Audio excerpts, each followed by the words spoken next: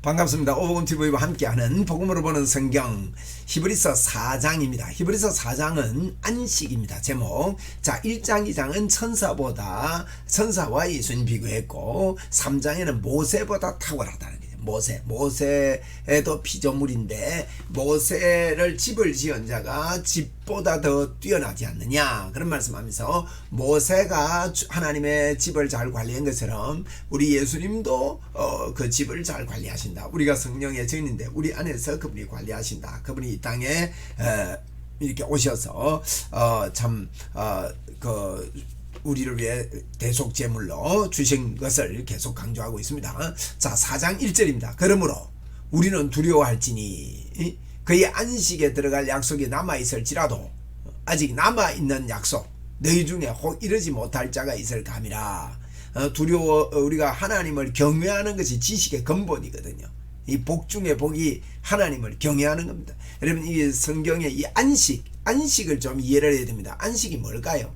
안식은 뭐 땀 안 흘리고 땀 흘리고 일 안 하는 걸 안식이라고 하지 않습니다.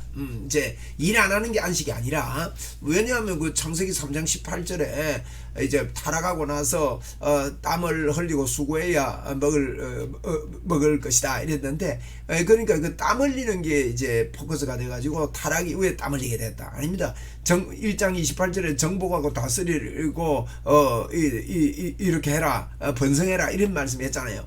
그 땀 안 흘리고 할 수가 없는 일이거든요. 근데 이 땀이 기준이 아니라 이제 뭡니까? 타락 전의 땀과 타락 이후의 땀이 달라요. 그런 차이가 있습니다. 타락 전의 땀은요, 안식의 땀입니다. 타락 이후의 땀은 안식을 벗어난 땀입니다. 다시 말하면 타락 전의 땀은 안식이 무너지기 전의 땀은요, 축복입니다. 안식이 무너진 다음에 흘리는 땀은 이게 저주입니다. 죄입니다. 그래서 거기에 착취와 또 그 욕심이 그 땀 속에 포함되어 있는 것이죠. 근데 이 안식의 반대를 생각하면 안식이 왜 없어졌습니까? 불순종해서 없어졌어요. 그러면 안식은 순종이라고 할 수 있습니다. 순종이라 할 수 있습니다. 안식은 믿음으로 들어갑니다. 믿을 때 순종하게 됩니다.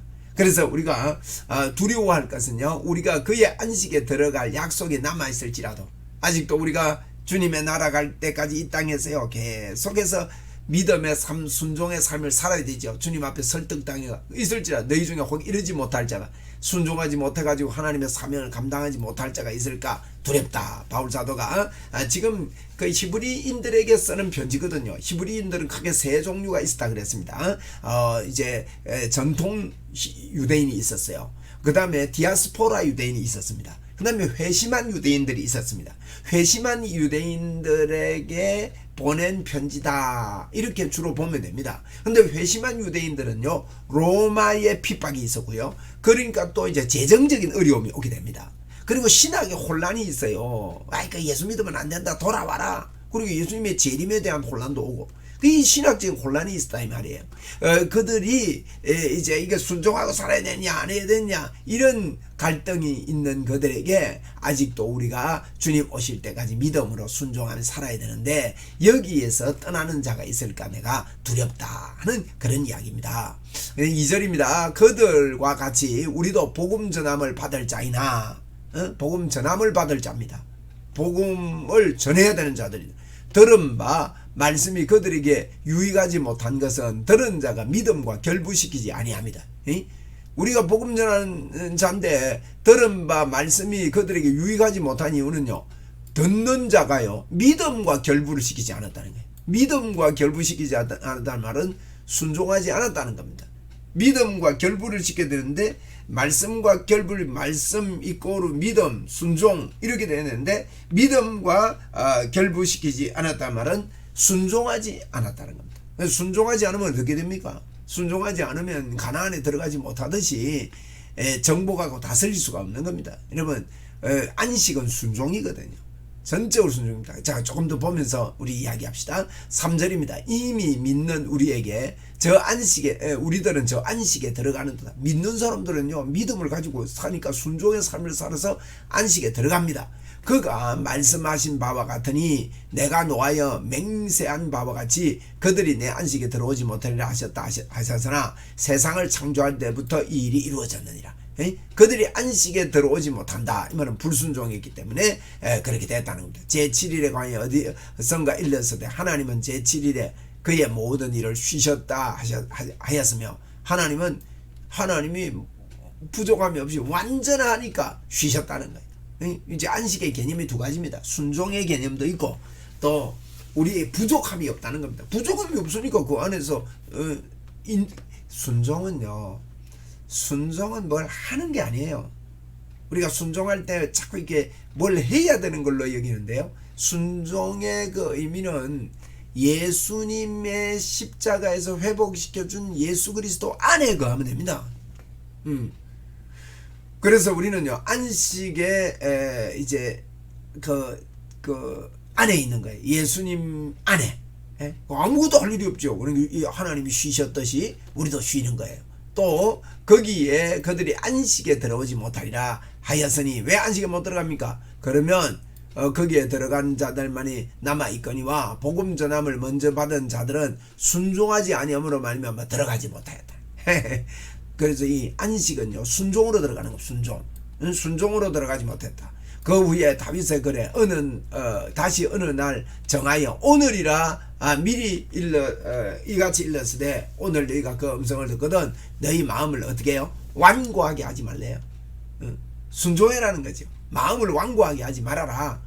만일 여호수아가 그에게 안식을 주었더라면 그 후에 다른 날을 말씀하지 아니하였으리라. 여호수아가 그 가나안 땅에 들어갔지 않습니까? 들어가 가지고 안식을 바로 줬다면 순종 안 해도 되죠.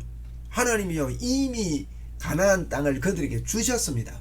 주셨지만은 들어가서 그걸 정복하고 다스려야 돼요. 그게 전투가 벌어진단 말이에요. 그게 순종을 이야기합니다. 순종은 하나님의 계획, 하나님의 그 뜻에 그 들어가서 시키는 대로 하는 거예요. 시키는 대로. 그래서 이제 그 말입니다. 여호수아가 들어가자마자 안식 주었으면 그 후에 다른 날을 말씀하지 않았을 건데 정복하라는 말을 안 했을 건데 그 이제 그 안식은 순종함으로 얻게 된다 이거죠. 정복은요 가나안은요 이미 주셨지만 순종함으로 얻게 되는 이런 그 영적인 비밀입니다. 이게 9절 그런즉 안식할 때가 하나님의 백성에게 남아있도다. 아직도 남아있는 안식이 뭐냐? 우리가 하나님 앞에 늘 믿음으로 살고 이제 순종하면서 사는 거예요. 그래서 이미 이루어졌고 아직도 이루어가는 안식입니다. 그래서 이게 믿음이 확고하게 이제 하나님 앞에 순종의 삶을 살게 되면요 우리는 안식에 들어간 자예요. 사실은 10절에 이미 그 안식에 들어간 자는 우리 보고 하는 이야기입니다. 하나님이 자기 일을 쉬심과 같이 그도 자기 일을 쉬느니라. 여러분 우리 일 안 합니다. 하나님이 일을 쉬는 것처럼 우리도 우리 일 안 하고 하나님 앞에 순종한다 이거예요. 다 내려놓고 순종합니다. 오직 그만 바라봅니다. 11절입니다. 그러므로 우리가 저 안식에 들어가기를 힘쓸지니 이는 누구든지 저 순종하지 아니한 본에 빠지지 않게 합니다. 순종을 어떻게 하느냐? 그 밑에 하나님 말씀대로 순종해야 됩니다. 하나님의 말씀은 살아있고 하나님의 말씀은 살아있습니다. 이 살아있다는 말이 무슨 말입니까? 살아있다는 말은요 우리 안에서요 자꾸 오직 주님만 바라보게 되는 주님만 바라보는. 여러분 베드로가 물에 빠질 때 급한데 뭐만 부릅니까? 주여 살려주십시오 아닙니까? 그 한마디 말이에요. 오직 하나님 말이 길이다. 오직 그래 이게 그런 믿음이 생기는 게 그런 믿음까지 가게 만들어 주시는 것이 말씀이 살아있는 겁니다. 그래서 하나님의 말씀이 우리 안에서 생각 속에 살아 있습니다. 그리고 이 살아있는 말씀은 활력이 있고 좌우의 날성은 어떤 것보다 예리하여 혼과 영과 관절과 골수를 찔러 쪼개기까지 하며 또 마음의 생각과 뜻을 판단하고 이 하나님의 말씀이 우리에게 순종하게 하는 그 지름길이 된다는 거예요. 말씀이 살아있을 때 순종할 수 있다는 거예요. 안식에 들어갈 수 있다는 거예요. 안식 이야기하다가 갑자기 말씀 이야기하거든요. 그러면 믿음이 말씀을 들으면서 오고 말씀을 통해 안식에 들어간다는 거예요. 순종을 말씀을 순종함으로. 말씀이 순종 중에 최고의 순종이 뭡니까? 예수님이 날 위해 모든 문제 해결해 놨다. 이걸 받아들이는 겁니다. 예수님이 나의 의가 됐다. 그분이 나를 안 따르고 내 안에 하나님이 계신다. 나는 하나님의 사람이다. 하나님이 내 안에, 내가 하나님 안에 있다. 그러면서 하나님을 전적으로 의지하고 주만 바라보는 것. 그게 여러분 이제 말씀 따라가는 겁니다. 13절에 보세요. 지은 것이 하나도 그 앞에 나타나지 않음이 없으면 없고 우리의 결산을 받으실 이의 눈앞에 만물이 벌거벗은 것 같이 하나님 앞에 다 드러나는 겁니다. 그래서 그러므로 14절 그러므로 우리에게 큰 제사장이 계시니 큰 제사장은 구원을 완벽히 이룬 제사장을 말합니다. 뭐 큰 대제사장, 이게 법상 이상해요. 큰 대제사장, 대제사장이면 대사장이 또 앞에 큰 자가 붙어요. 큰 대자인데 큰 제사장입니다. 이게 일부러 이래 쓴 겁니다. 광조. 그분이 이거는 구원을 완벽하게 완성한 분이 계시니 성천하신 이 성천이란 말은요, 하나님이 예수님을 제물로 바친 그것을 인정하고 받아주신다는 뜻입니다. 이게 어마어마한 뜻입니다. 성천하신 이 곧 하나님의 아들 예수지다. 대제사장 보세요. 대제사장이신 큰 대제사장 성천한 하나님도 인정하신 그 아들 예수님이시다. 우리가 믿는 도리를 굳게 잡을지어다. 믿는 도리가 뭐라 그랬죠?